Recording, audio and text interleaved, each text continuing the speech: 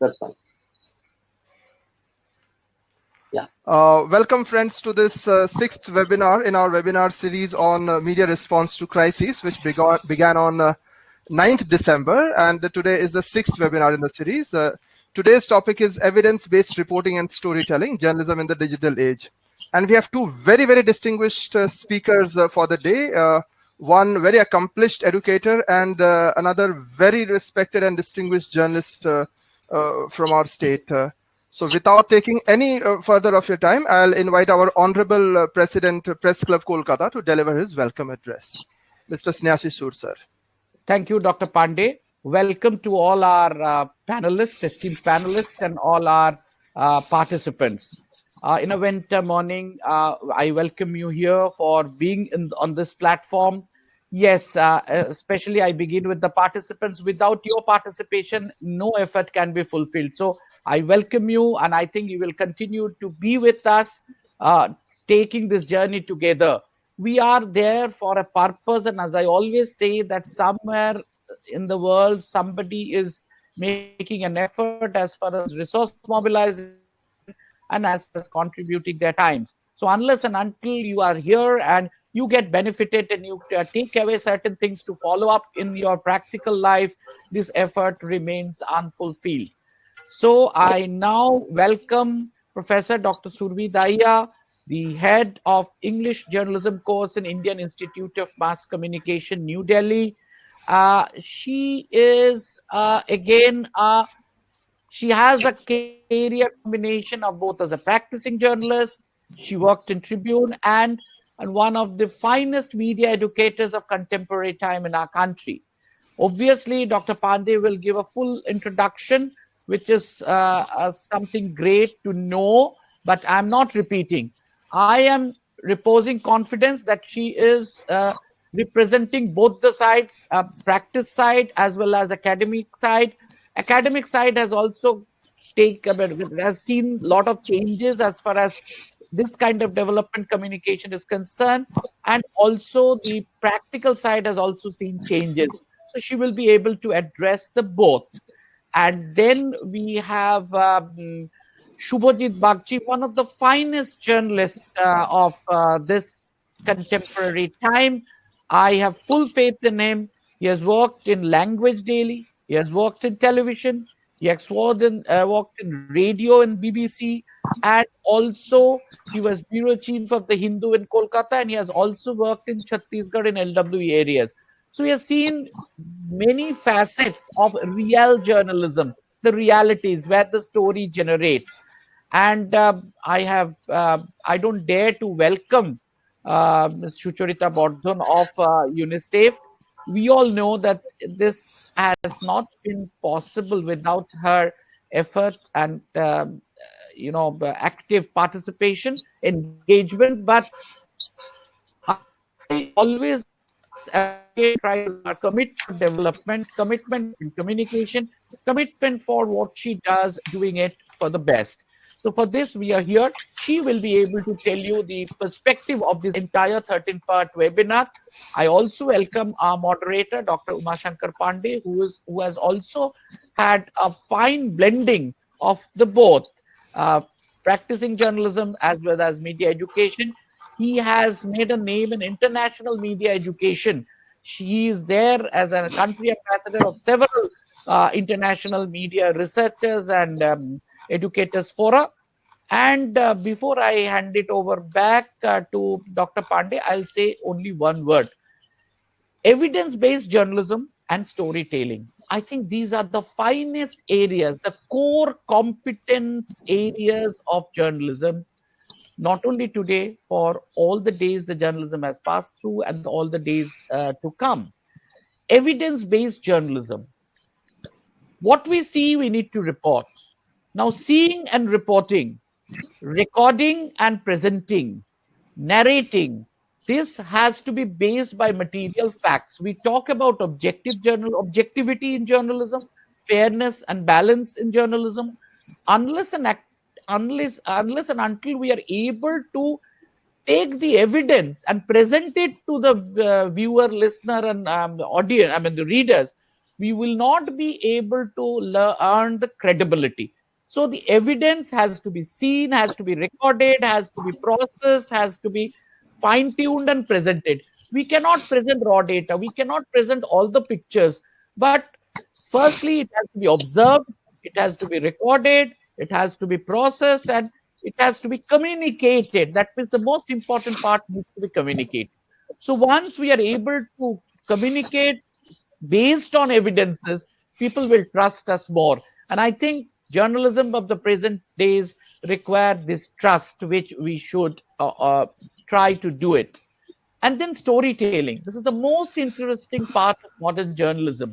Why do we read a story? Why do we listen to a story? Why do we watch a television story? Then I must get some enjoyment, quote unquote, satisfaction rather, of in watching, in reading, and listening. So storytelling skill, this is very, very important. How do you present the story? Maybe in across the media like print, television, radio, but this is what is required at present. And our endeavor is to present the development message to the viewer, listener, and reader. So how do we take the evidence, process it, present it, and do the storytelling so that the development message also goes across, also is transmitted to the audience, and audience understands, and a reaction is generated. I think this is the communication skill, core communication skill.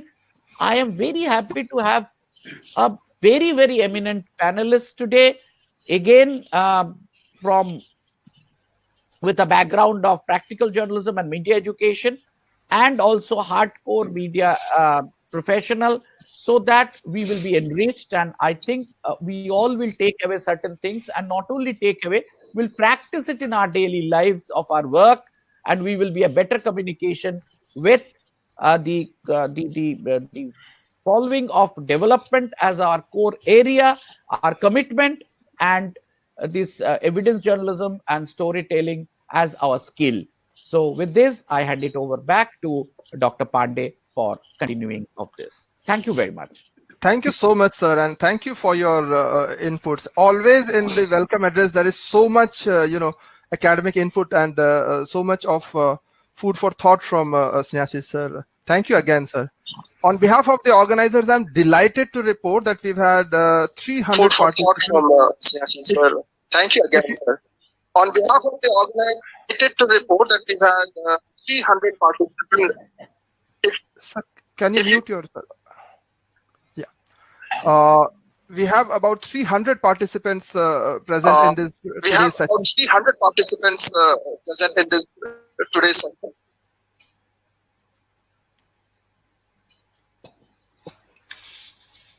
I'm delighted to invite Ms. Sucharita Bardhan, our UNICEF Office for West Bengal Communication Specialist. Ms. Sucharita Bardhan, our UNICEF Office for West Bengal Communication Specialist.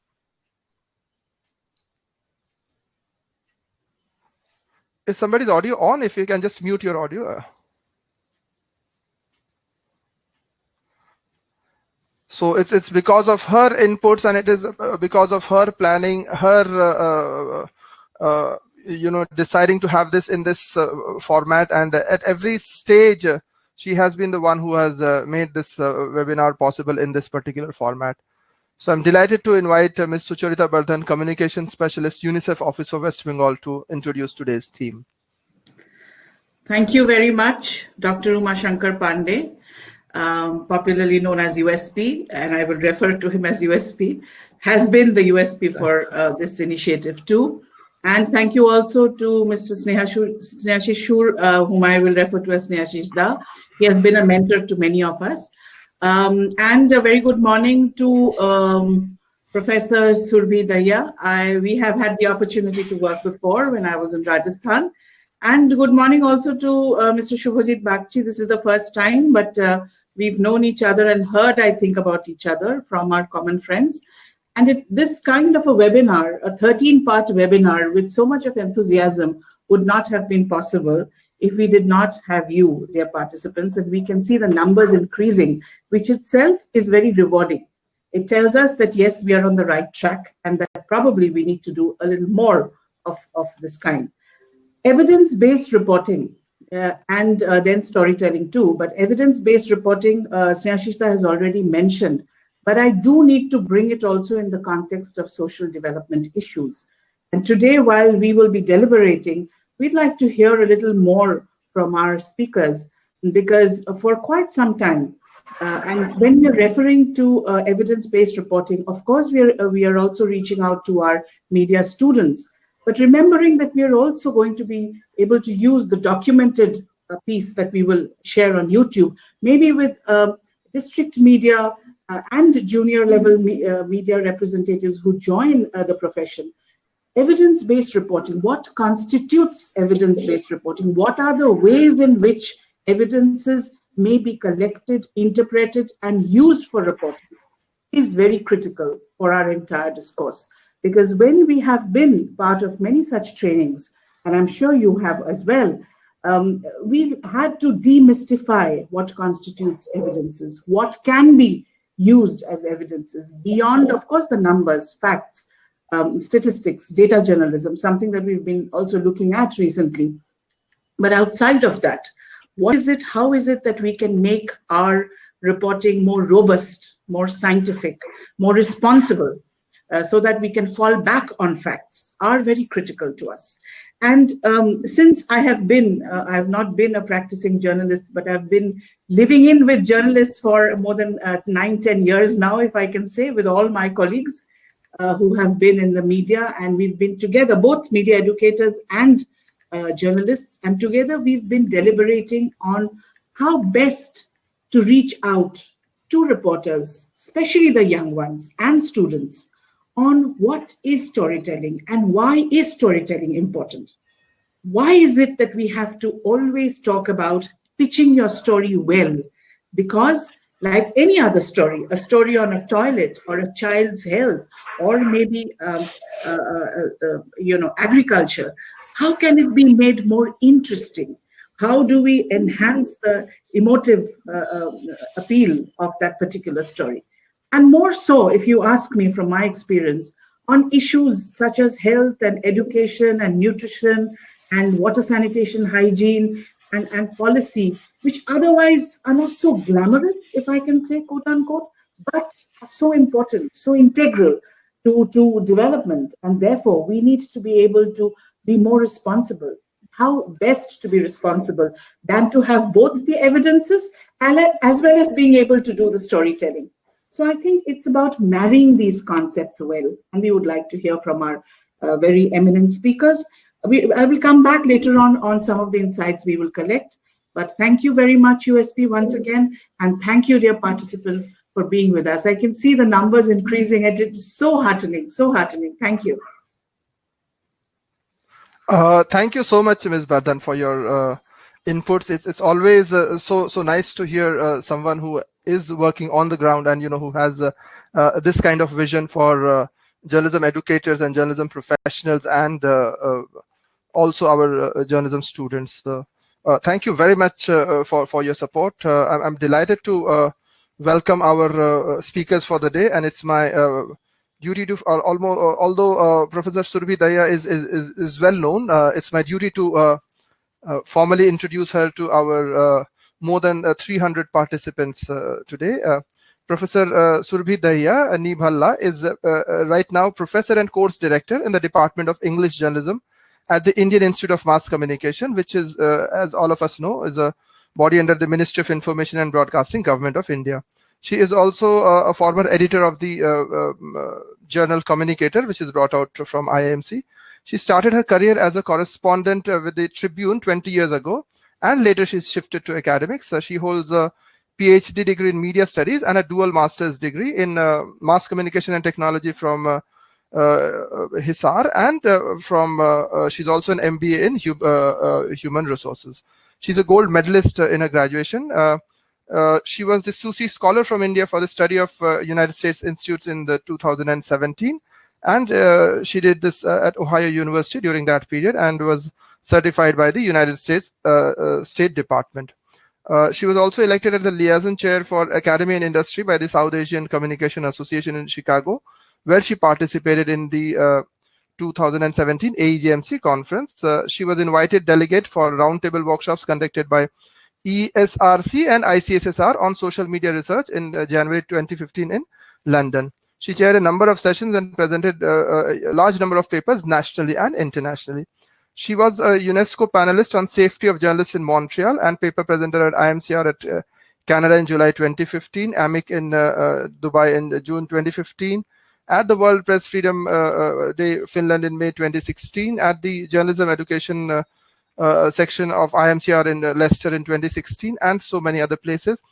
She's also compiled a very, very important document called Connecting Threads, which is a compendium of all media educators in the country, and it is available in a hard copy format. It was brought out in 2018. She's also won awards for excellence in the field of journalism education.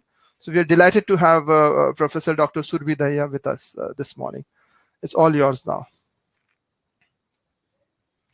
Your voice is muted.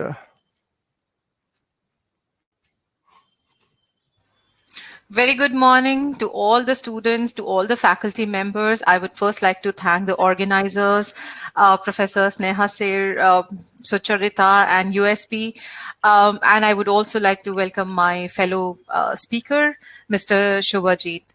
So today, I've been asked to speak on a topic which is called as evidence-based reporting and storytelling and journalism in the digital age. So I was, telling USP that, these are three different topics for me, and I will take one of them as a major topic, and I'll try to weave the other two in the third one. So I think let me pick up the topic called journalism in the digital age, and I'll try and weave up evidence-based reporting and storytelling within that topic. So friends, similar to most professions in the information space, the journey for journalists has been changing at a phenomenal pace, as you all know. So for a long time, our predecessors, they tried to hold on to the age-old practices, fighting maybe tooth and nail, to stay relevant. But after all the journalists, if nothing else, they are very passionate, they are very stubborn in their craft. So however, after a decade of intra-newsroom war, today there's a general consensus about keeping abreast of changes rather than trying to stall it. So the picture of a journalist with a typewriter will always stay embedded in our heads. If you think of a journalist, you'll find this picture in your head. So hard-hitting legendary editors and reporters whose one piece could bring down governments were revered by all of us. So they were the lord of their beats, yet they were answerable to the desk. The desk could rip their story into pieces. And with time and advancement of technology, these roles as well underwent a change, affecting the office dynamics and many other things. So the newsroom culture is vastly different at present, with greater exposure to global media, whereby a journalist needs to be multi-skilled and aware of current developments within the industry. So in fact, the more up-to-date the journalist, the more impact his news has, and therefore more relevant his work is. So it has now become paramount to embrace these changes as frequently as they may be. Because like news and information, the world is transforming at an equally frantic pace. And I always tell my students that we try and prepare one-man army here. So I will discuss the ins and outs of technologies that help journalists propel and excel in their reporting tasks, from say crawlers to AI technology, that's artificial intelligence for video creation, advancing technology that's going to tremendously help the next generation journalists. I mean all of you, I'm referring to all the budding journalists. So let me start with artificial intelligence. So how can artificial intelligence be used by field reporters? So as our growth today is is linked to our technological advances, journalism as a profession is embracing AI to better its reportage and accuracy. So every new advancement, it brings new challenges, new prospects. And if social media has brought the world into a single small screen, artificial intelligence can be a game changer for professionally, reliant on facts and data. So a software can today keep track of your beat and update your research, helping to determine your lead in reporting. So artificial intelligence can create a human-centered society that balances technological advancements, economic advancements, spiritual advancements. Now, if you talk about AI, what is exactly AI? What is artificial intelligence? So the crux of AI is to lessen the human intervention by developing computer systems that can perform tasks for all of us. So the program, it mimics human cognitive functions like, say, learning, say, problem solving, and many more. So whether it is answering a direct question or a smarter system that maps users' habits, artificial intelligence has far-reaching effects because of its evolving nature. Now, at present, AI is being integrated into not only our profession, that is journalism, but also in our everyday lives. So, you take an example here. Our commonplace interactions with Siri, with Alexa, scheduling our calendar, or even Google Maps, they're all examples of AI. So, there are more complex systems that are originally be coded by humans, but its algorithms change as it learns and as it updates. So when integrated into a newsroom, apart from all the cons and pros and cons, debate of AI, there is an added dimension of ethical journalism here. So if an AI maps a user online behavior, say links clicked or time spent, etc., and customizes the news feed accordingly, so it is so that the user returns as well as spends longer time on the website. So this means that the focus is shifting from editorial to engagement. So I repeat, the focus is shifting from editorial to engagement here. So in order to generate more income, maybe. So another crucial point is about AI generating news by, collating data. So does a journalist disclose the source of the said news at a certain company or an app, or is it not necessary? We need to see here that how AI, is integrated in newsroom across the world. So if we talk about the profession of journalism, we have to study, different newsrooms of the world. So, the use of artificial intelligence in newsrooms across the world, they have been adopted in diverse ways, whether it is the natural language processing or collating data in order to gather or generate or process or distribute the content. So, for example, the New York Times. New York Times, it used machine learning to take its archive of recipes and create the New York Times, say, cooking app, for example. And hopes to use, automation to digitally archive its photo collection. So another example is Data Miner. It is used widely to track the tweets as well as, geomap. Geomap it, as a form of news generation. Another example I remember is of China's news app, Taotiao. It has 120 million users with individual engagement. It's huge. 120 million users with individual engagement is really huge. So news feeds are updated based on the reader's preferences, time spent on an article, and location.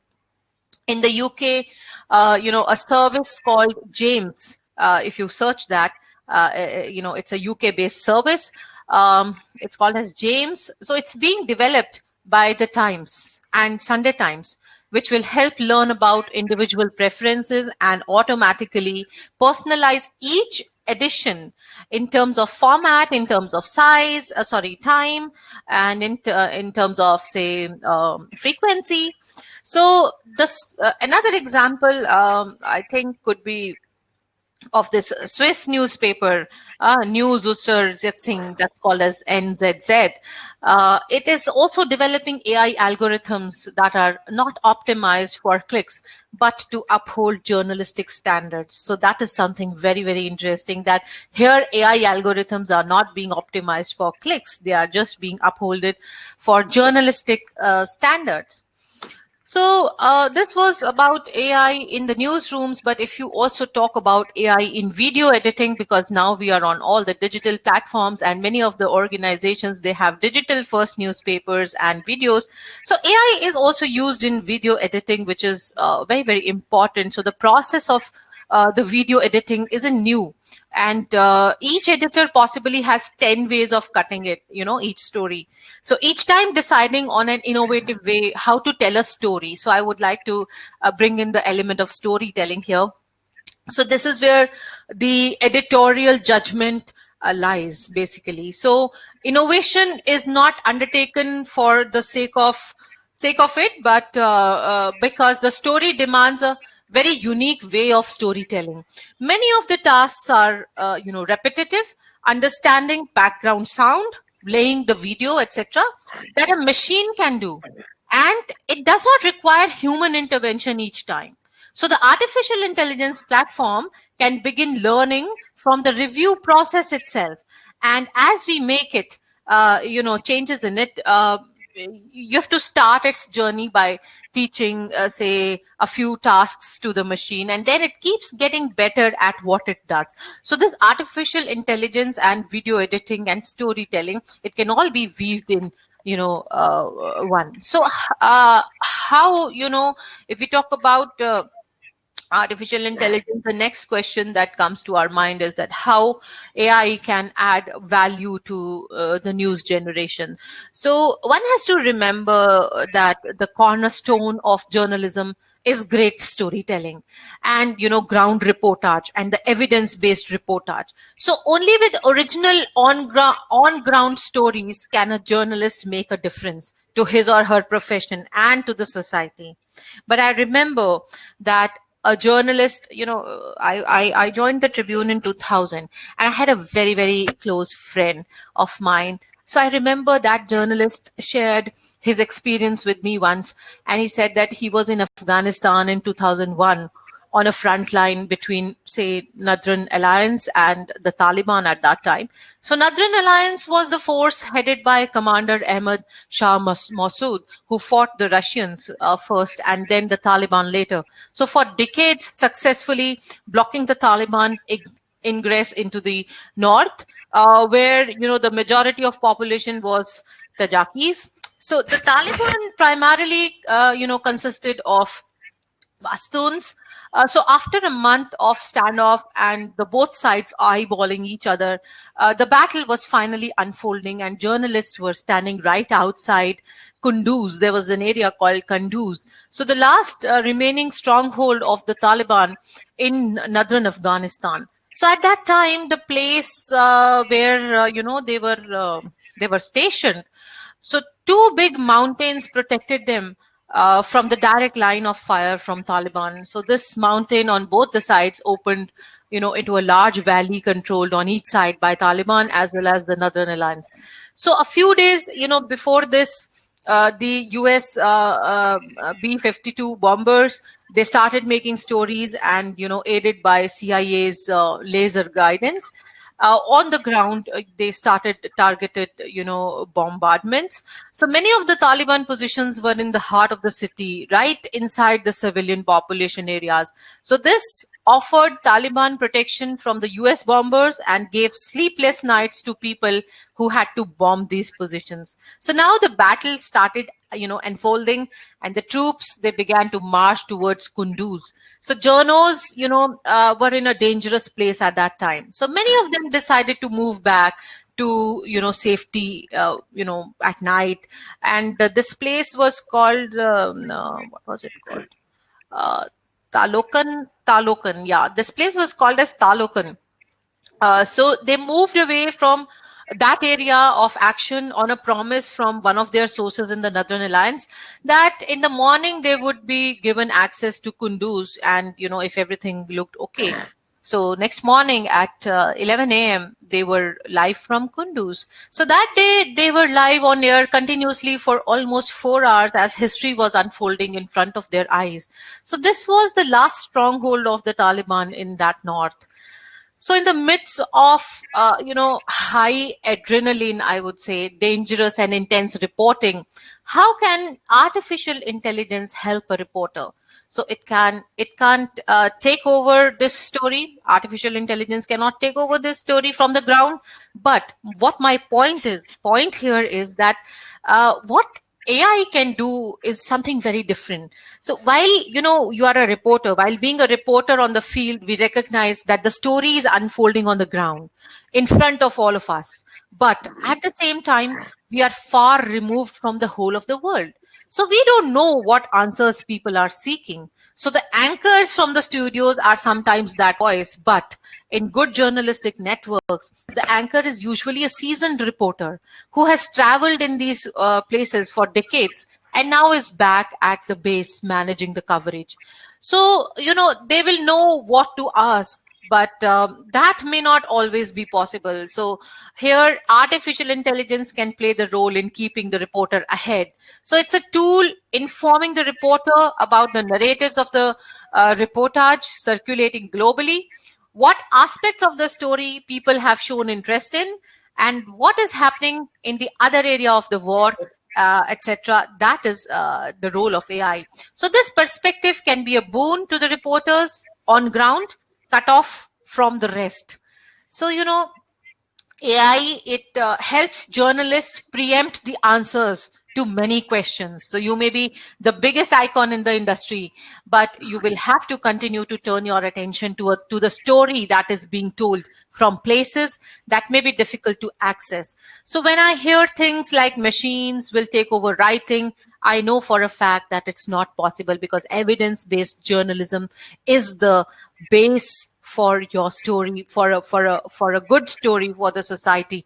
Yes, it can only help you. It can tell you what is happening around and how would you give a perspective to your story. So one of the biggest challenges of journalism on the field is, contextualizing the stories. So teams, sitting on the back end in the newsroom, even though may have more access to the resources, will sometimes miss the big story because they weren't seeing what the reporter was seeing on the ground, because that only the reporter will see. They have to go and gather that evidence on the ground. Artificial intelligence helps solve that gap. So it helps the newsroom managers and reporters on the ground. AI takes a story, its context, its references, other articles, and analyzes what is missing in your story. They will just analyze it within, say, seconds. So millions who search for the story or anything related to it leave a trace on the web, so indicating what people are seeking. So this information on who is searching what, and or rather demographics of a search topic, changes every few minutes. So there will be a angle and an element and a point of view and a factual update that will continue to get added, and that helps us tell far more wholesome and an enriched story. So let me move to another point after artificial intelligence, which is data, and also competition mapping, I would say. So we should be reading more about these terms, all the terms that are used in digital journalism, whether it is blockchain technology or it is bots or it is data journalism or it is mapping. So let me talk now a bit on data and competition mapping. So with the inflow of news, coming in every second, so it is very difficult to track and report on everything. However, having that data is crucial, it's very, very crucial, and it is also bolstering our reportage. So, and a good reporter can spot the elemental story from the thousands of alerts coming in, So a lot of times what we miss will be reported by our competitors. Hence, it is very important to track, we as journalists, we used to see, okay, this is Tribune. Let us just compare it with other newspapers. Let me read HT, let me read TOI and see if Tribune has missed a story. So similarly, a lot of times we miss what will be reported by our competitors. Hence, it is very important to keep a track of their output as well. So healthy competition leads to varied coverage and unearthing of information which we would have otherwise overlooked. So each story has, say, different aspects, and everyone digs up an angle to represent, it the best. So adding perspective and information to the pool, that's very, very important. So there will always be stories that we may be looking for, but can't get fast enough. So let us consider reporting on riots, maybe in a city. So we may be covering the story in one part of the city or in one part of the country, while another part, there is something else which is unfolding with the potential to become the main news. So we must always stay alert for such stories, for these kind of stories.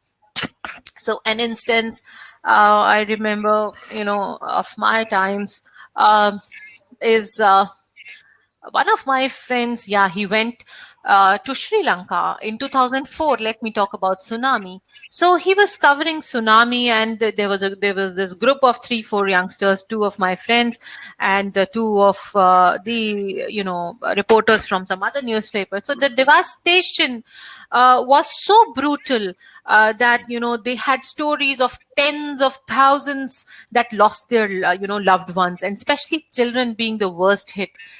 So, one morning they saw a news wire cross that described the story of a child that was being, claimed by 7 parents, So the child was named as Baby 81.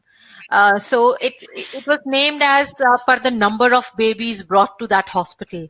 So the child had a miraculous survival when he was found, in the sea on an old tire. So this solidarity, incident, this aligned with the stories of parents looking for their children that some journalists were working on. So they told this story, and it brought widespread global attention to the issue of lost children in the tsunami. So it further brought attention to providing psychological help to parents in the aftermath of such a disaster. It also resulted in DNA testing of parents to match with the rescued children. This is a crucial incident of how data and competition mapping can help align stories of interest. So, storytelling in a better way. So artificial intelligence is capable of helping competition mapping on the fly, and it can help focus your attention to the stories that need to be looked at in your own say dashboard. And the most precious thing for the reporter on the field is time, because you have to react almost immediately without prepping to any information that comes in. So as newsrooms become global with easier access to information about the internet, and as the world shrinks, a journalist have to be able to do his job very, very effectively. And AI, I think, fills this gap. And it is your assistant on the go, helping you focus your time on storytelling. So as the area expands, it is going to help you focus on geotagging content around you, where the content that is geotagged, so that you can spot all the stories from your neighborhood, and you can physically interact with them. And the next, I would say, is the search engine operations, SEOs.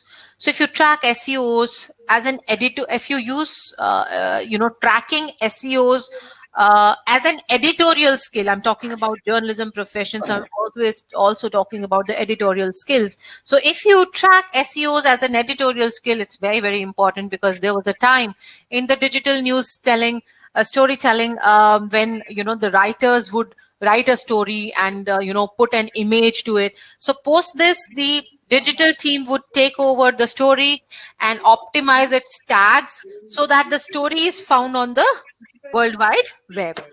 Now, there may be tens of thousands of stories written on the subject of your interest, and in the middle of all that, your story can get lost in the universe of internet. So if you want your story and the website to reflect the topmost result on the internet, then you need to have the right keywords in the text of your story. So in the world of artificial intelligence, we call them entities. So it is important to understand that the keywords are not just words which are splattered on your tags, but very much a comprehensive part of your story, whether in text or in the video. So technology is going ahead faster than we think, and the engines can, hear spoken words in your video stories and written text on your screen. So it can decipher the information to match the search criteria of people looking for content on the internet. So get past, the old way of doing the SEOs. So each editor or each writer, they must have access to the tools that can do SEO on the story while it is being written, rather than, when it is finished. So one uses the tools and fills the gaps and on the fly, and then, produces content that is more comprehensive. So artificial intelligence tools and softwares, they can provide you with this capability, making it faster and easier. So keyword planner Google also, it trends.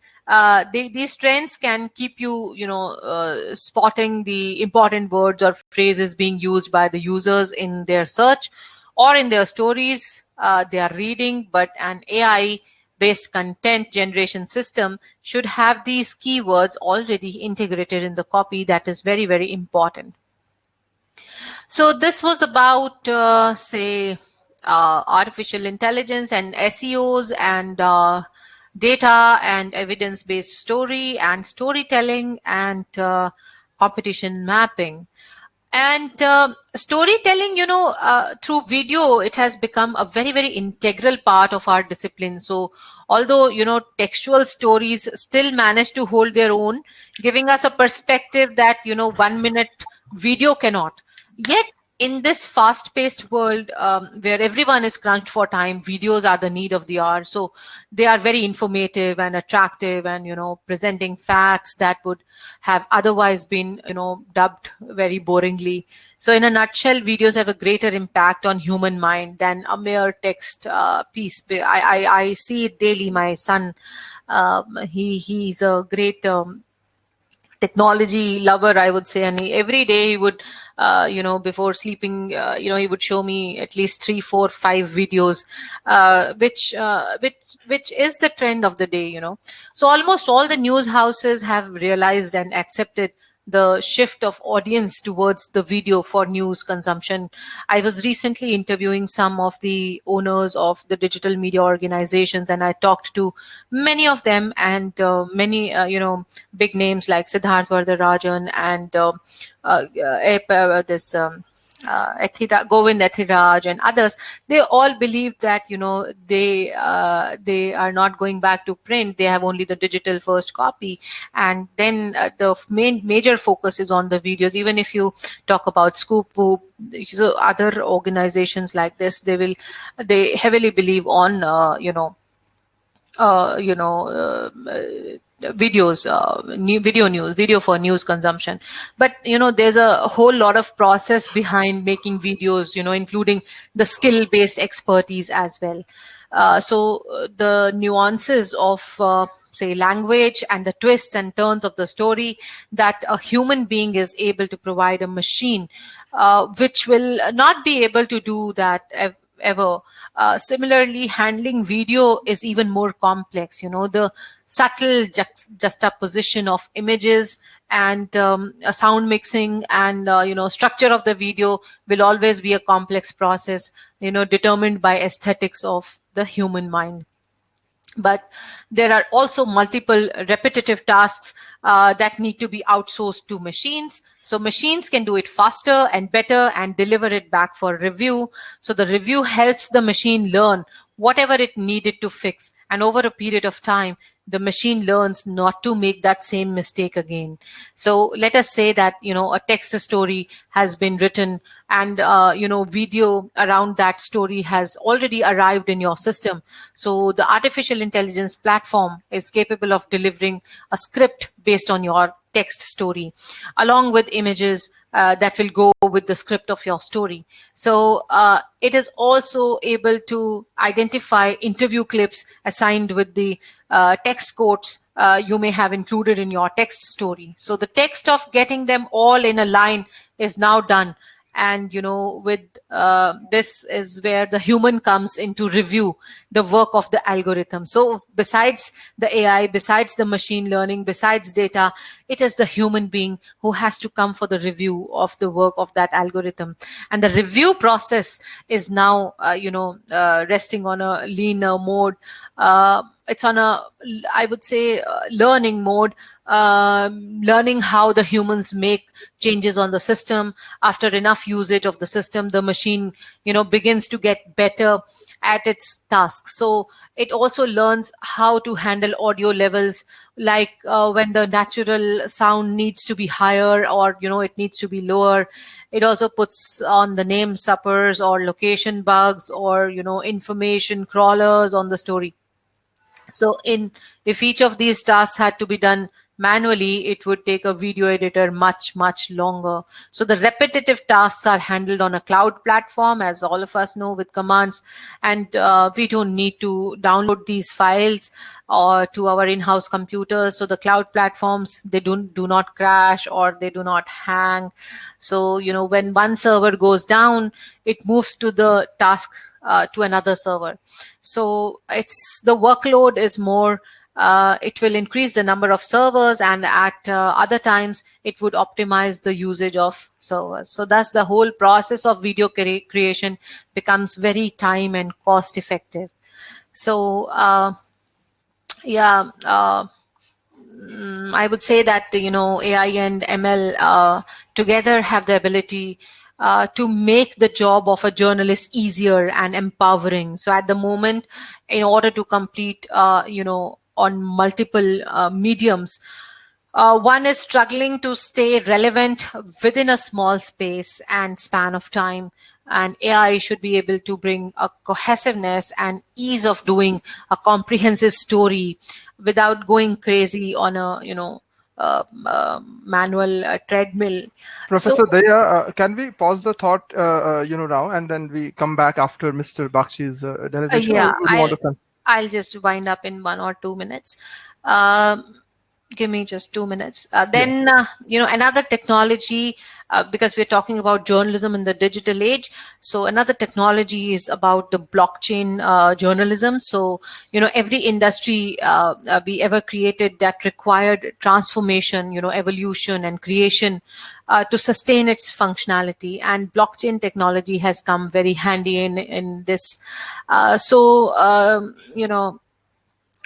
would say that the digital age, which we are talking about now, is called as the golden era of journalism. So we will come back to, blockchain technology and bots if we have more time. Otherwise, we can schedule another, lecture on especially the blockchain and bots and how blockchains have, how it is important. So blockchain technology is basically a record keeping tool, a type of, distributed ledger technology, which we call as DLT, where a ledger, which is a record of transactions, it is distributed among a network of computers. So this network, functions without hierarchy, thus, creating a peer-to-peer network. So it enables the content to be produced and distributed in a very secure way. So we'll talk about blockchain more, and we'll also talk about news bots. I would also tell you about one blockchain application which is important these days, which is being tested by the media industry these days, which is known as civil is equal to trust. So I'll tell you more about it, and we will also talk about mobile journalism, Mojo, and news bots if time permits. And over to you, USP. Thank you so much, Professor Dahiya, for such a comprehensive presentation. And we know you've been very hard put for time, with a lot of personal engagements and your professional engagements. Thank you so much for your so thoughtful inputs. And I'm delighted to report that this webinar is truly a national webinar in every sense of the term, because we've had participation from all corners of the country. I would like to thank a few friends. There's Dr. Sanjay Tambat, our friend from Savitribai Phule Pune University. He's there along with his students. Dr. Monica Verma, she's there along with her students. Professor Shatyabrat Paul from Surendranath College of Women. Then we've had Dr. Manoj Das from Sikkim University and a lot of his students. We have a lot of students from IMC, your English Journalism Department as well. Many students from Sikkim University. We've had some people who have been there present almost on a daily basis. Professor Dr. Ashwin Kumar and Professor Punita Harne and their students. They've been there almost every day. Then today we had Professor Dr. Aparna Khanna. She's there with a PG students from the Department of Development, Communication and Extension, Lady Irwin College, Delhi University. Then we have we've had a lot of international participation also, and we've had we have our friend Dr. Tanushri Mukherjee from Rajasthan. We have, as I said, so many of them, and I can't. Dr. Sapna Nayak, our friend from Mysuru University, Associate Professor. We have a friend from Uganda, Abdul Rahmani Simbuaya. Thank you so much for your presence. We've had people from KIT University, and if I've missed out on anyone else, I'll again, take out your names when we come back after the next speech. We have Dr. Manisha Tomar from Kalindi College, University of Delhi, and so many students from all over, West Bengal, different parts of the, state as well. I'm delighted and honored to present to you Mr. Suvojit Bagchi, one of our most respected journalists from our state. He has over 24 years experience in journalism. He was with the BBC World Service in Delhi and in London, and he was with the Hindu newspaper in Kolkata and Central India from 2012 to 2020. And before that, he was with the Anand Bazar Patrika in Kolkata, and he has reported on some very major events in the country. He's reported extensively on the Kashmir conflict, to the left-wing insurgency in Central India, to the impact of underdevelopment and conflict on the tribal populace, the lack of health, education, infrastructure in the poorest Indian districts, and also on human rights. He has reported and followed politics in states of India, which includes Delhi, West Bengal, Madhya Pradesh, Chhattisgarh, Kashmir, UP, and India's Northeast. He's presented and co-produced a television show for Doordarshan. It was called Mukho Mukhi from 2000 to 2003, and it used to be a very popular program then. For BBC from 2004 to 2012, Mr. Suvojit Bagchi has covered India's foreign office and India's relationship with neighboring countries, and closely monitored South Asian politics, particularly in Pakistan, Bangladesh, Afghanistan, and Bhutan. A graduate of Jadavpur University in Kolkata, Suvojit Bagchi has worked on all platforms, print, television, radio, and he received BBC's broadcast journalism and digital mobile journalism training, and attended 3 triennial hostile environment and first aid training, which is obligatory for all BBC journalists. He has conducted journalism workshops and hands-on training for journalists both in India and abroad, and he has presented papers on conflict and radio journalism and social development in many universities, colleges, and forum of expert groups in India, USA, and China. He has visited China many a times, and he's presently working on a monograph on primary education in China. And he writes for a few national and international digital news outlets these days. Thank you, sir, for your time, and we are looking forward to your speech. Thank you, sir. My pleasure, Mr. Pandey, and Thank you very much. Thanks to UNICEF, West Bengal chapter, Press Club, particularly the president, Snehaji Shur, my senior, whom I know for a very, very long time, and Professor Dahiya, Ms. Parthan, and ladies and gentlemen who are attending this webinar. Now, as a journalist, I'm trained to highlight in most cases the problems, problems of anything, whether it's politics, whether it's industry, anything.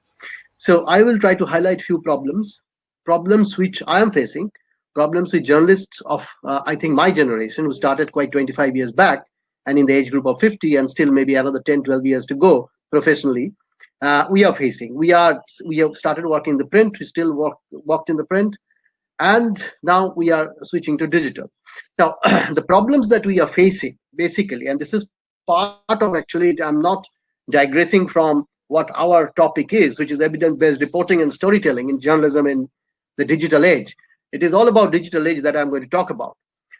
I'm just going to problematize things a little bit, because we are all facing that, and it's really making journalism. We have seen many challenges in journalism. It's in Bengal, it's been there for 200 odd years, and across this country.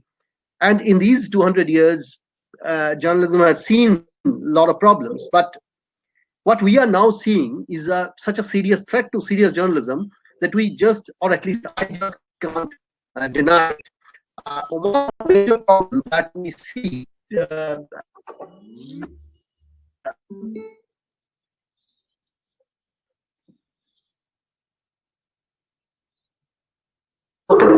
we have to adjust with these things. But the fundamental problem that serious journalism is facing is, the newspaper houses or the television houses, they are spending the money. The conventional mainstream media is spending the money.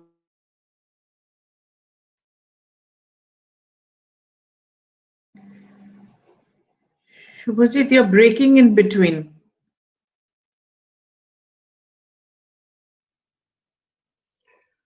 Suvojit, I think there is some problem with your audio. You can or put off the video and you can be speaking if there is an issue of bandwidth. But at present, I am unable to hear you. I don't know whether the other speakers can hear. No. Suvojit, we are unable to hear you. Can you? If he can turn off his video, I think we'll be able to hear him. Yes. You can off your video and we will be hearing you better. Suvojit. Let's give some time. There are certain advantages of getting people from various parts of the country connected to us through this, and there are certain disadvantages, though we call it whatever digital age, whatever artificial intelligence, whatever technology. Yeah, sure. Carry on, please. Carry on. Yeah. Thank Sorry. you. Thank you. It just dropped. I don't know why. Yeah. So there Journalists are dropped without anything these days. Don't worry. Carry on. Carry on. You might want to turn off your video in case there is a. Now you're comfortable. You go on. Go on. Go on. Okay, yeah. Thank you. Yeah, see the problem that we see, that you are producing a newspaper has 2,000 employees. They are producing the material, but they have no control over the material in the sense that somebody else is taking it out to the people. Now, this newspaper owners, after owners I have spoken to, and the senior management has no answer to this, how to deal with this, because people are going to read it in Google. They're not going to buy the newspaper. Now, of course, you can say the newspaper is coming to an end. They have to adjust with things, but these things take a lot of time. And, there is no flat rule like who is going to deal with this. And in the process, there is massive retrenchment. There is massive cost cuts, and, serious journalism is going through a hell of a time, I must say. This is one fundamental problem with the revenue, and this year the revenue, 32,000 crore was the print revenue last year in 2019. This year it is projected by Indian Newspaper Society to be 15 or 16,000 crore. That is a 50% drop in revenue of the print in this country.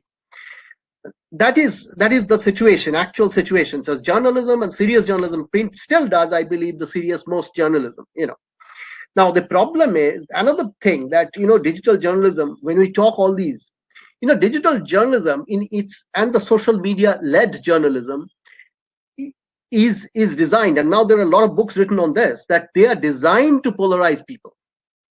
Now, journalism is antithesis. Journalism is supposed to take the middle of the road. It's supposed to be neutral. Now, when you, and often I face this question from young reporters that if we write a neutral copy, then it's not getting tweeted. It's nobody's seeing it. Nobody's interested to read a neutral, proper copy with facts and analysis. If you take a side, particularly in case of politics, you take the left, you take the right, one position, then there are more takers for it. So digital journalism's dangerous bet is, we all have some sort of, we believe in something. We believe in ideology. We believe in political party. We believe in a particular kind of a food, particular kind of a dress.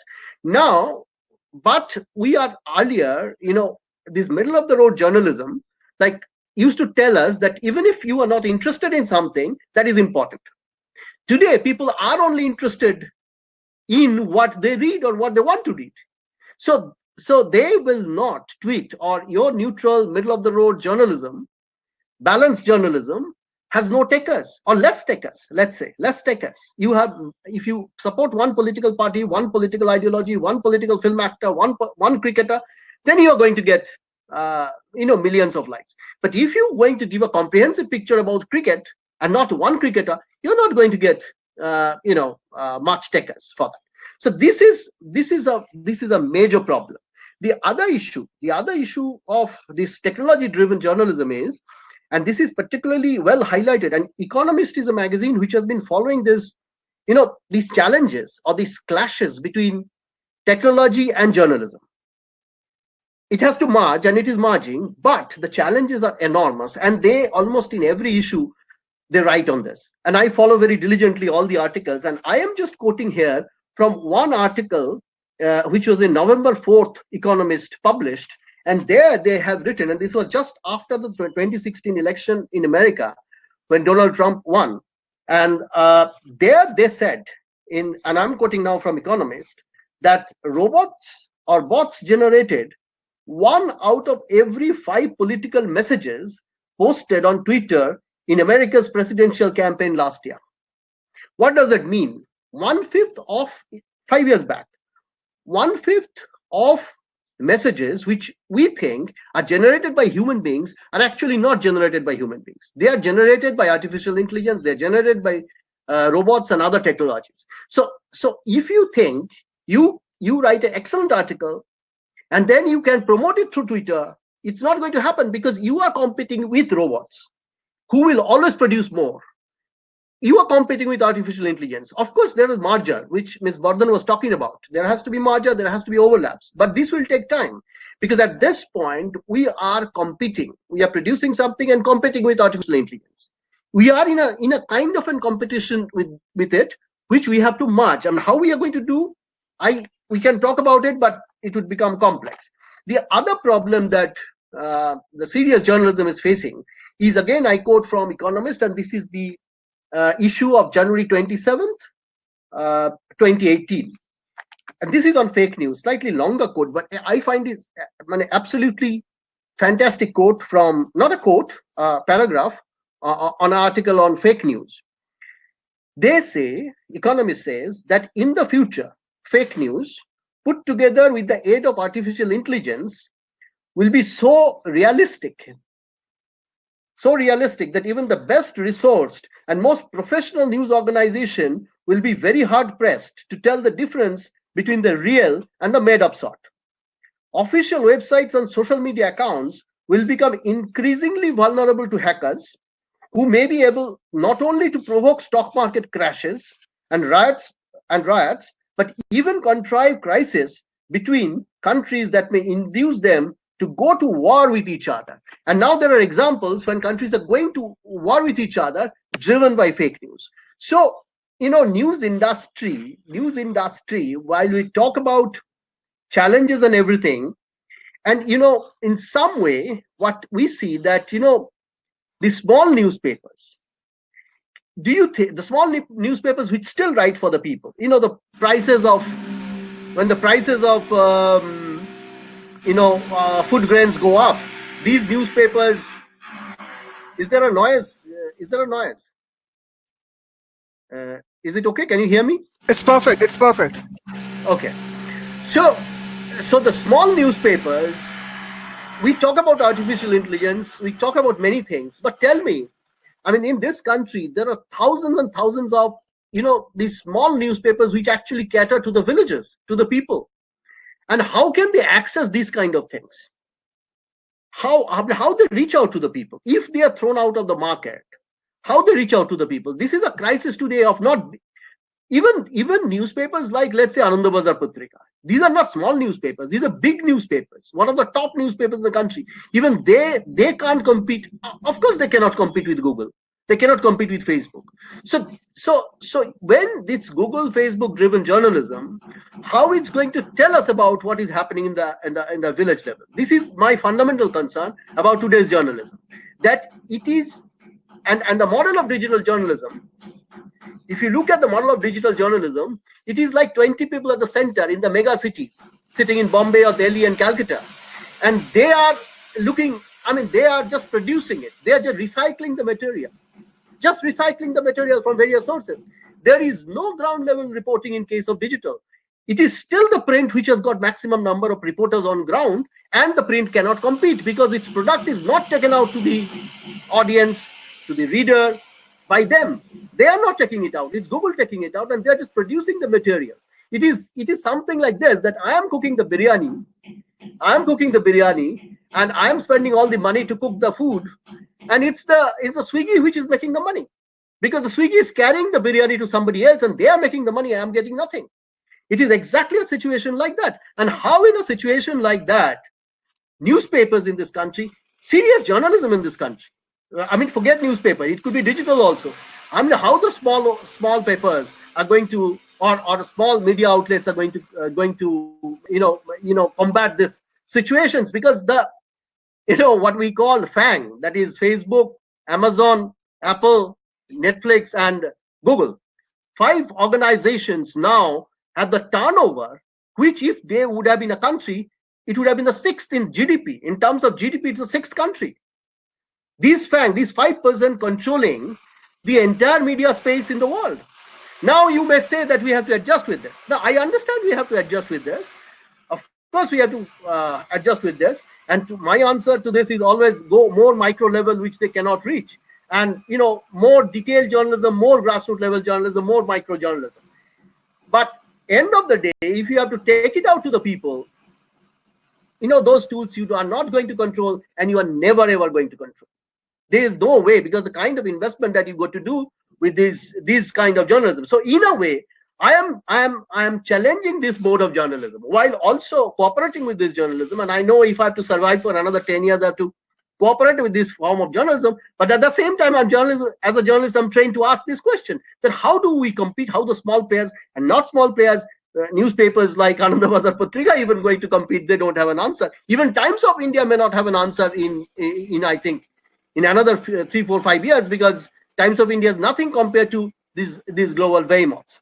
So this is a very serious side of the story, and we need to think that how we form more community-driven journalism, perhaps more journalism which can be monitored. I don't know. I mean, of course, there are new ways of doing it. Websites are emerging and everything. A lot of things are happening, but my question is, how still we fight this? Because Mr.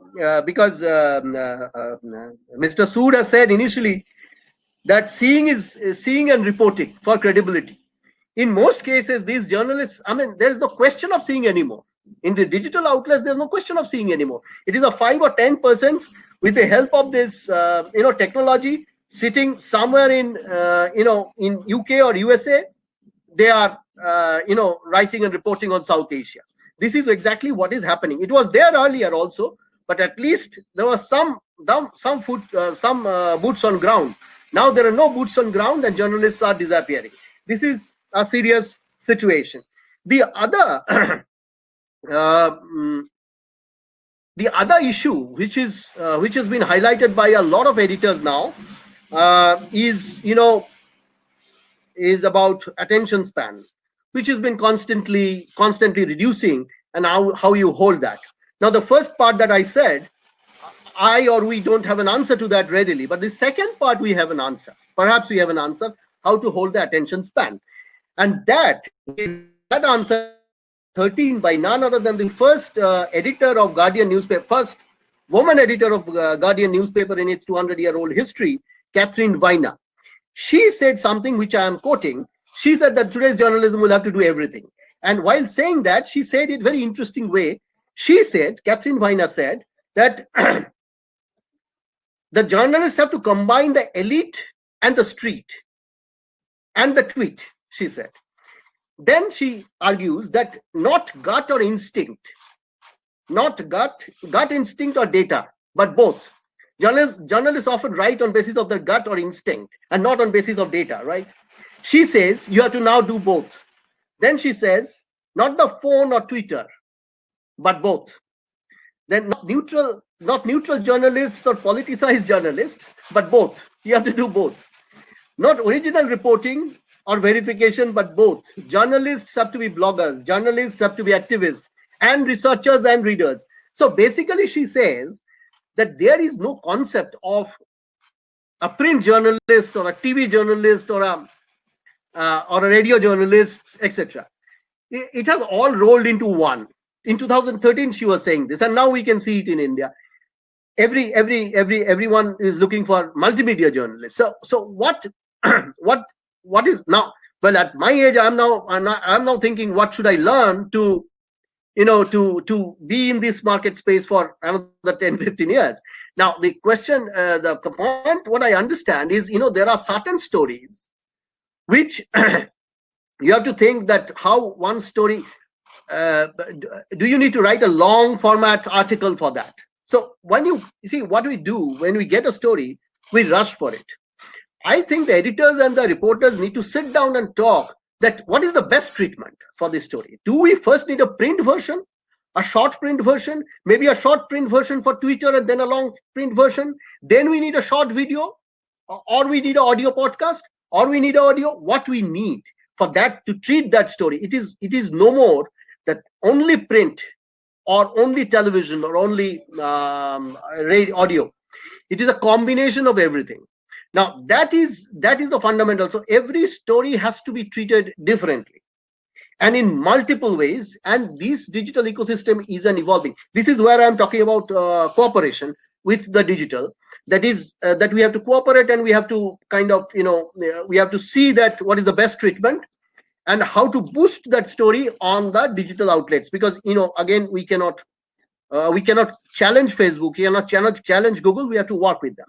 So how we can boosting has become an essential part of journalism today, that your job does not end when you file the story. Your job rather starts after you file the story. That is what Catherine Viner says.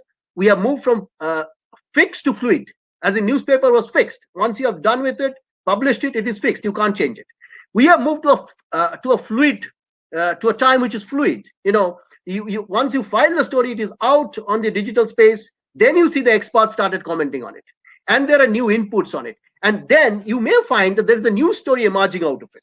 So, and you may be wrong. In the Twitter, somebody may suggest something, and you find that you're wrong. So journalists will have to be more polite to accept their mistakes. We make a lot of mistakes because we are in a hurry. So we have to be more polite to accept our mistakes and take the cue from the Twitter to write more interestingly. So today, earlier, in the newspaper, I started in 1996, and we used to file around 9 o'clock or 10 o'clock and then go home, and that is it.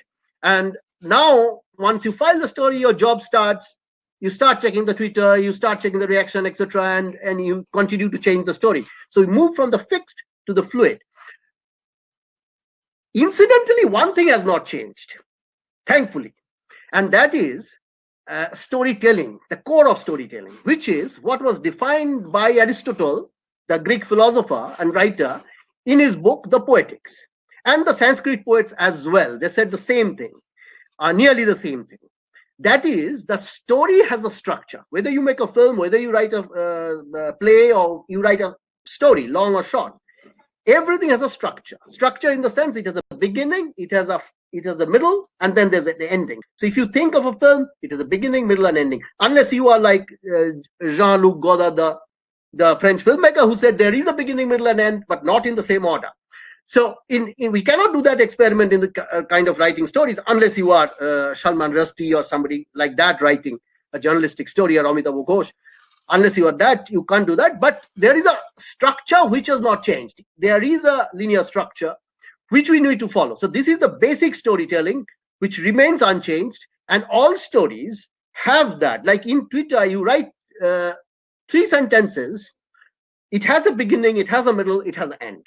Even one sentence has a beginning, middle, and end. So we have to be more and more and more particular, because we have to often write for, and we actually often write for mobile phones. And in mobile phones, in the opening screen, you can't get more than 20 words. So in 20 words, you have to tell your story with, again, a beginning and a middle and an end. So the basic storytelling structure, it's print to digital, has not changed. But of course, many other things have changed, as I have said. And and one thing I would like to end with, because there are young listeners here, so I'd like to end with one note of hope. That is for the young ones, not for us, not for me at least. That is, the young people pick up this storytelling in multiple formats much faster than we do. In fact, I just fail to understand. I can do one thing and then I continue to do that thing for a very long time. That is the mindset and that is the training. So you go deep into it, and then make a mess of it, But in the same time, a young man or a young woman, can produce many things, from mobile phone to print to video to, they really produce many things. So young people can do it better, much better.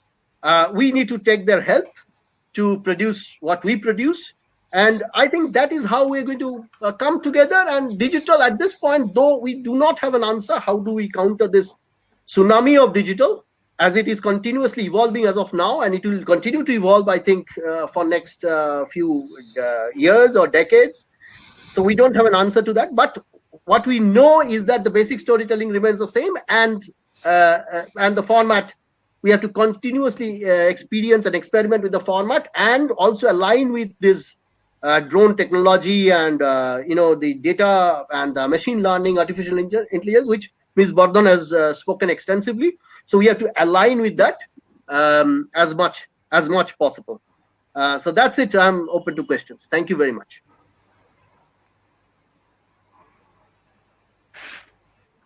Thank you so much, Mr. Bagchi, for your insightful comments. And we've been having this debate over a number of other webinars over a period of time. And 2 or 3 important points which finds resonance in your presentation as well. One is about these storytelling formats being used to establish truth claims of journalists, because that's a very important thing. As journalists, at one end, it's a very modest work, reporting the news of the day quickly. At the other end is a very important assumption that we have the right tools to find out what is truth and make people believe that it's the truth. And the storytelling format is a very, very important element of making people getting this truth claim established. And in the new digital infrastructure, it's the amount of data which is available and how that can be interweaved as a source and as a tool for our stories. And it's so very refreshing to hear such a comprehensive outlook from both of you. We have very little time left, but we'll try and extend it maybe by a few minutes with Snehashi sir and Sucharita ma'am's permission. So again, to thank all our participants from all over the country. I'll just add a few more names. Dr. Bidubhushan Das and his students and colleagues from KIT University, Bhubaneswar. Dr. Jayanto Panda from Lake Jagran University, Bhopal. Then we have had Shalini Srivastav. We've had Dr. Saida Afshana from Kashmir University. We've had so many other people from all over the country. I'm sure I have missed out on lots and lots of names. Again, all my students and, classmates from maybe 20 years back, Ms. Nirupama Ghosh, she's been there, and she's sent her feedback to both the participants. And, we've been having wonderful feedback from everywhere. What I'll do is I'll just read out 2 or 3 questions together, and then we'll, just hand over to the panelists before we go back to Snehashi sir and Ms. Bardhan again for their final comments. So just very quickly, I'll just read out some of the questions that have come across on our chat box, quite a few of them, but we won't be able to take all of them. Dr. Sanjay Tambat, our colleague from Pune University, asks whether there are good examples on Indian media geotagging news stories. Then we've had Shama Kamdar. She's from Gujarat Vidyapeeth, a student there. She says whether too much dependency on AI will blur human potential in the long run. Then we had Pranita Khanal, who's suggesting whether this artificial intelligence can be used for development stories. Dr. Saida Afshana, she has a question on whether this algorithmic interference, whether it provides a lopsided version of reality where we are missing out on the real voices. Dr. Tanushri Mukherjee also talks about the impact of AI and on grassroots reporting. And Braja Mohan Sahu, he is a journalist from Odisha. He's asking whether digital journalism and field journalism, is it not contradictory? So too much, for today. As I said, we have just about 15 more minutes to wind up, and we have 4 people to listen from. So starting with Dr. Dahiya, and then Mr. Bagchi, and then we'll go to Ms. Bardhan, and finally Mr. Shneyasishwar. So I've heard your questions. And I would like to reply, I don't know the name who asked what, but I remember, I think Sanjay Tambarji, he asked about some Indian examples. For geotagging and for digital, I think Dainik Bhaskar, BB Corp Limited is a very, very good example from India. You must study their digital technology, the way they are, handling their data, and the way they are bringing in the big data strategies into their digital technology to update updates about news. It's really incredible. And if you ask me about some more examples of AI and content build real-time content testing tools, so I would like to tell you that I have an example from China. I think there's this news agency which is called as Xinhua, and recently, they have unveiled their virtual news anchor running on AI, and which is able to deliver 24 news 24 hours a day. And gestures and reads text as naturally as a professional news anchor. So this 24 hours a day is this news is displayed on their website and those social media platforms, and it is equipped to learn from live broadcast videos also. So this AI anchor can stimulate human voice and facial expressions and gestures, everything from a scratch. Another example I remember is of the Washington Post. This is called Bandito. Bandito. So it's a custom built, real-time content testing tool, which enables experimentation with, how stories are prepared on its websites. So it allows editors at the news organization to create several experiences for a story with, varying headlines, blurbs, and, thumbnail photographs.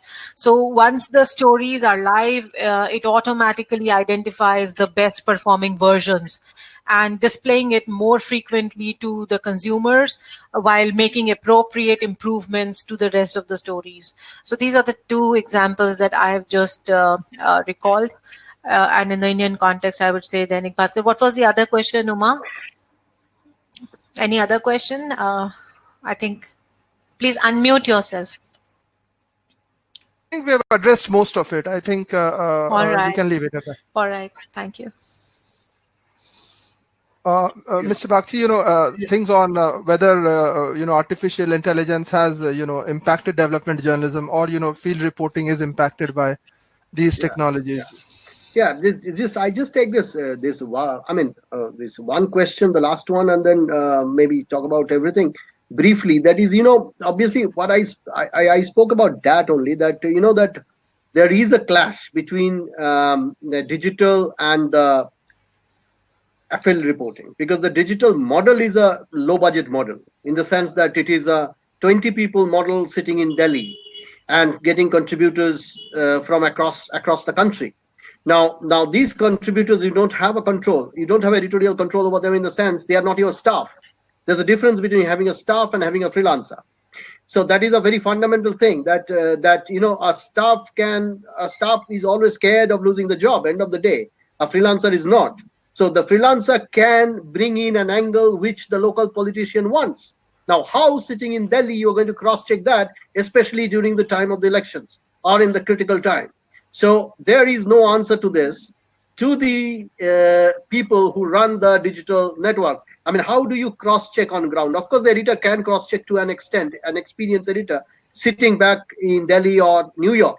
But, you are dealing with a freelancer, you are not dealing with a staff. Now, that makes life very difficult for both the central core as well as the person on ground. Now, this is affecting journalism.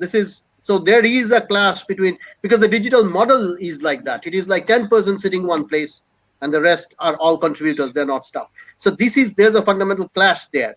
Now, how you are going to deal with it? Well, it is an evolving situation, I must say. Dealing is very difficult, because today every political party is launching their own news website. And all that we are talking about is artificial intelligence to machine learning to using drone technology and everything that we are talking about. The political parties are much better equipped than the news organizations to launch these. They are launching their own news portals, news organizations, and how, with a very limited amount of money, small organizations can compete with. On one side they have Google, on the other side the political party spending thousands of crores on to create news. So what kind of news? That is what economists actually have said, that the news organization will have to spend more money on identifying what is news and what is fake news in the long run.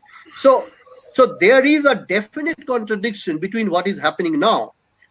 Point is, and what is even more dangerous is, digital as yet doesn't have a structured revenue model. Its revenue model is essentially based on one philanthropist giving some money for 2 years, 3 years. That is the model. There is no profit-making model.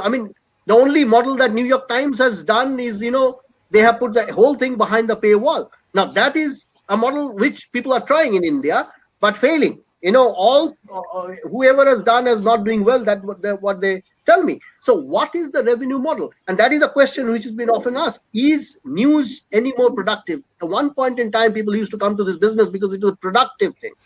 Today, neutral news making is not actually, you cannot sell it in the market. It's very difficult. And it is born in the marketplace. So if you cannot sell it in the market to the people, neutral news, then how do you survive? This is also a question which is being asked. So there is a contradiction. But, as some people say that, since Gutenberg invented press in the middle of 15th century, over a period of time, press and journalism has evolved and has survived for 500 years.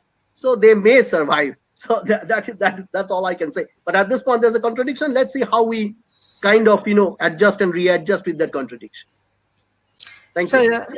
Just wanted to add 2 lines that, as Sir rightly said, Mr. Suvojit rightly said, there's no substitution to ground reporting, to evidence-based reporting. Journalists should actually go to the site and, report things. But AI definitely helps you to have a bigger and, prospectus.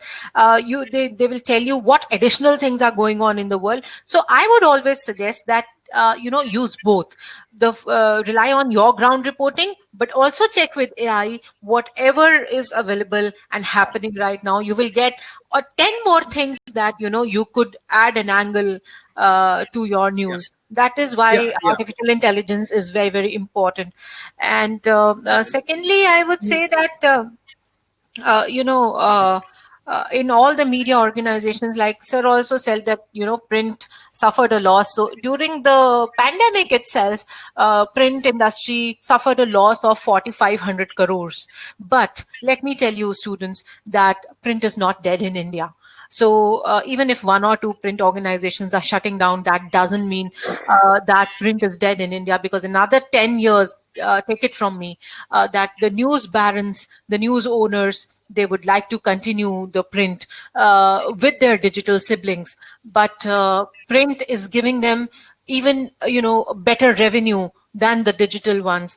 Even when we talk to, the sir is talking about digital revenues, when I was talking to some of the people who just own the digital ventures in India, they tell me that how people are ready to now pay for good news also. And most of these digital media organizations that have come up now in the last 4 or 5 years, they are thriving and they are making profit on the basis of subscription-based models, along with their other funding agencies. So subscription-based model is definitely coming up, sir, even in the digital media organizations. So students, I just want to say that, even if you're using all the digital technology, you use computers. So you Google search, but ultimately you decide, what are you using and what are you not using. So you have to be wise enough to use the digital technology with a very, very thoughtful mind. So thank you. Thank you so much, Professor Dahiya and Mr. Suvojit Bagchi for this wonderful presentation. And if the webinar rating points are any indicator, this has been a huge success. So, we've had a huge WRP for today's webinar. We've had a wonderful participation, both in terms of numbers and in terms of engagement. So this has been really, really wonderful listening to two very different perspectives on media. One from a professional who's spent almost 25 years in the field, and another from a very distinguished faculty from India's most prestigious mass communication institute. Again, thanking everybody who's joined today. So many names have already taken. Another person is Professor Aishwarya Chatterjee from WBUT College, Professor Shottobroto Paul, a lot of our students, Professor Ashwini Kumar. Thank you very much, everybody. Hope to see you again. Dr. Manoj Das from Sikkim University, and so many thanks that, I can't keep all the names, but I will make sure that, I send some of those thanks to both Mr. Suvojit Bagchi and Professor Dahiya, from the transcripts at the end of the webinar. I'll invite Ms. Sucharita Vardhan again. As you can understand, this entire series has been very diligently planned on some very, very important issues. And we have had a number of discussions on data journalism, on risk journalism, on child rights, on climate change, and so on and so forth. And this series on development journalism. And we've been putting out this on our YouTube platform as well, which will be available to everybody, after the webinar is over. So another person from SNDT University as well. So thank you so much, everyone, for joining. We would want to listen to Ms. Sucharita Vardhan once again today. Communication Specialist, UNICEF Office for West Bengal. Thank you very much, USP. Sometimes, reflection is a very good attribute, I realize. And while I was listening to both sides speaking, there has been so much of thoughts that have come out, not only for students, but also for practicing people like us who work in the development sector. I cannot but appreciate more both the speakers after this entire deliberation is done. For me, and I think my colleagues here, very senior colleagues, USP and Snehashishda, will probably also agree that very soon we need to come out with a debate series, not just a discussion like this, because there is so much that is evolving. Yes, USP, I can see that, because there's so much that is evolving. While we're talking about having access to information almost real time, while we're looking at moving from, digital engagement has enhanced so much that you are being able to provide your reporter information that is happening around the globe almost at real time. At the same time, there are tenets in journalism which talk about how best to look at what is happening at the ground and do storytelling in a way that you're doing justice to the thing that is panning out in front of you. I am no one to kind of look at summarizing both your thinking, but I have a lot of thoughts going on in my mind, particularly because I'm a development worker. I have to be able to continue and remain conscious when that child in the remotest area is still not able to go to school.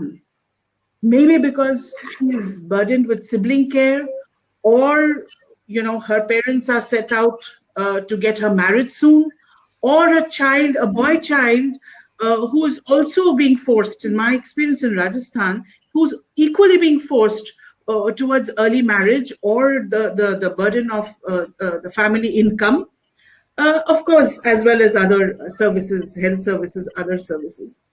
I am trying to see how best to use the digital platforms here, the digital engagement, the digital access to information in a way that people who are in the remotest areas also, who are still marginalized, also continue to benefit alongside, the 5 key industries or digital spaces that has been just referred to. We're talking about big newspapers who also probably do not have as much access as when compared to political parties who are themselves also engaging in the digital platform increasingly, and we know about that. I'm also giving a lot of thought to a very important issue that has come up today. When we've spoken about responsible journalism and responsible reporting, all this while, we've focused on balanced, neutral reporting. Today, I am having to sit back and think once again. When we are facilitating training sessions and skills building session, if a person, a true journalist, a true reporter from the ground, is trying her best to look at fact-based, evidence-based reporting with a very good storytelling appeal, yet is probably not showing her political affiliation or a political statement alongside, and it is not tweeted as much as when compared to a lot of other news, how does that news continue to remain viable, continue to remain as important as something else? When I juxtapose this thinking with also instances when true real-time stories on the ground have actually been used by people, because we are all news producers at certain points of time, because we have a mobile, and if we want to, we can use stories from the ground to become or do some storytelling. I have known of many instances, at least 3, which I can remember, where such stories have been picked up by national channels because they had no access to those stories before those stories were found on Twitter or Facebook by people from the community. And in this case, I'm talking about rural communities. I am also very interested to hear about treatment. All along, we've heard about films. Language spoke about treatment of the film. Today, we are also discussing how treatment of news needs to be planned. And again, I think I cannot but acknowledge my University of Rajasthan Association, also USP and Snehashishda over there. When we spoke about storytelling in different formats, and I think we in this age, we need to be able to learn to do that, whether we are looking at print, but also looking at digital platforms at the same time. In other parlance, again, we are doing multitasking. I remember when I was in a film institute, there was this entire discord between, having to have a crew, which was more than 3 or 4, vis-a-vis one person with maybe another sound person or recorder who goes and does filmmaking. So this trying to become lighter, at the same time having access to a lot of platforms, but also knowing how to utilize them. I would continue to think that we will have to do a lot more reflection, and I'm very keen to a debate series right now.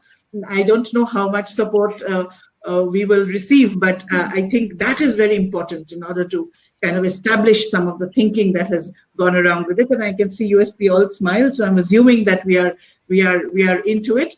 There are a lot of learning today, lot of learning from both speakers, and a lot of reflection and homework for us to do, as we, and you well know that we also reach out to young students as well as to young professionals, both in the urban as well as rural areas. So we have a lot of responsibilities to share as well and going forward. Thank you very much, and thank you, USP. Thank you so much, Ms. Bardhan, for always thinking and always planning something. And this is so important that people are excited about things they do, and then only we can have something really substantial happening on the ground. As Mr. Bagchi was speaking about that, Google and Facebook and surveillance giants controlling our lives, it reminded me that we prepared a 1-hour video on that. So I shared that YouTube link for our participants on the chat box, and we've been sharing a lot of other resources, which will keep on doing that as we go along, both in terms of audiovisual and print resources. Thank you so much, the participants. Now I have the pleasant task of handing it over again to my teacher from 96-98 Calcutta University Journalism batch, and someone, even if he speaks one sentence, he makes sure that it is profound and it makes a lot of sense. Sir, for the formal vote of thanks and any closing comments. Mr. Snehashi Sur, Honorable Press Club President. Thank you, Dr. Pandey. No, there's nothing formal about it, nothing official. We all are journalists talking to each other, media practitioners, media academicians, development activists, and all that is nothing formal.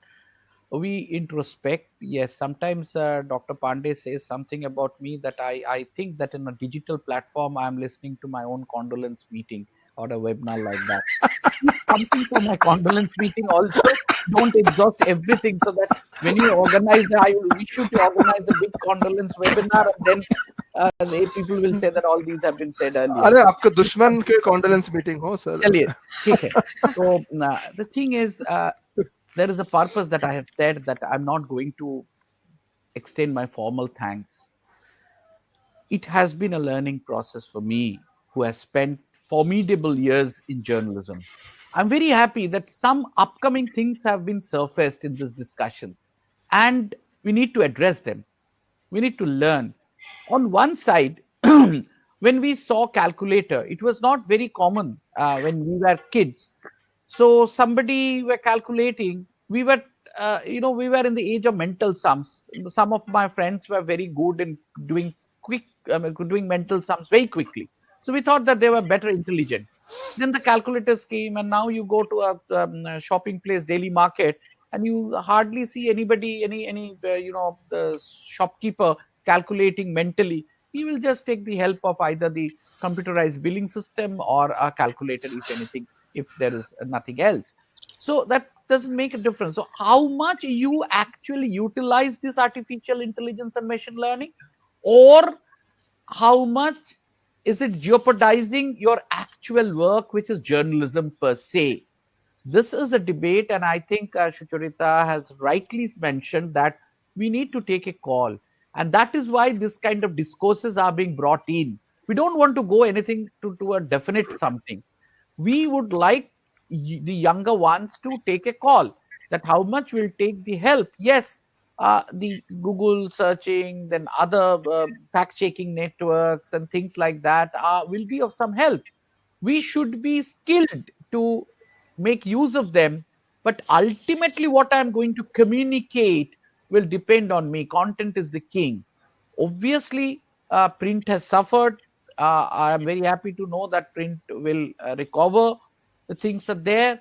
But again, this middle path thing, which is a big question, that if I'm in a fair, balanced and objective content, then I don't, it doesn't sell. That it's a brand positioning on one side. And that is what exactly is taking place. And this is a great challenge, but I still find that be it print or a digital or some television, I think the hardcore incident reporting, event reporting, there is always a space of evidence-based reporting.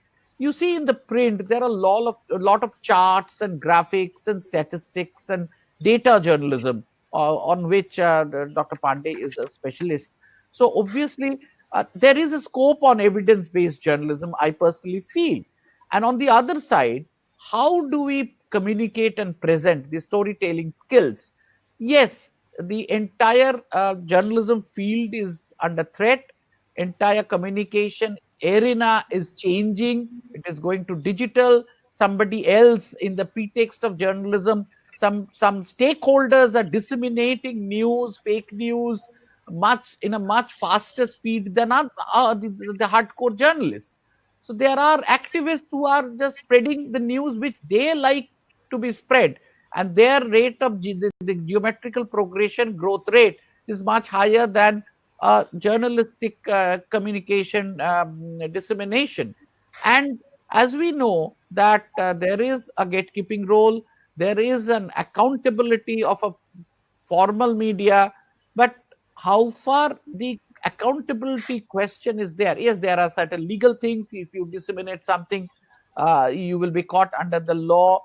That's something else. But slowly and tacitly, if you are communicating something which is fake and which is not correct, which is not evidentially correct, which is not backed by data and information, so these things will continue. Journalists will disseminate on one side, stakeholders will also disseminate, because digitalization has democratized the arena, the platform. Everybody has access to everything, the source as well as the dissemination.